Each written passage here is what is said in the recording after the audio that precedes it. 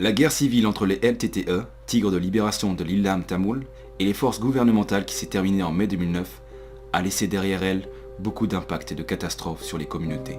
Suite à 30 ans de guerre, les évaluations récentes indiquent qu'il y a environ 40 000 veuves de guerre uniquement dans la province du Nord. En plus d'elles, il y a les centaines d'enfants de ces veuves, élevés par des femmes qui sont exposées aux défis d'un environnement affecté par la guerre.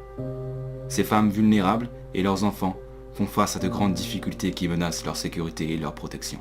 En 2013, on recense un total de 1542 orphelins dans la province du Nord.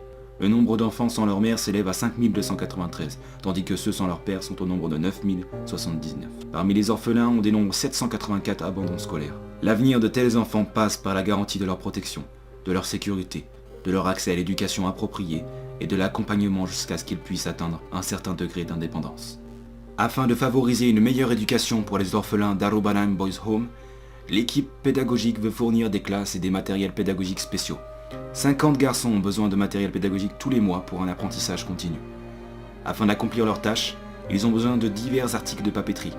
Ils ont besoin d'uniformes, de chaussures, de cartables et de supports éducatifs.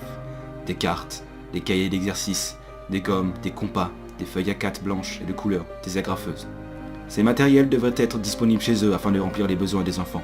Cependant, puisque leurs parents ne peuvent pas se permettre de leur fournir, Arobalam Boys Home tente du mieux possible de répondre à leurs besoins éducatifs.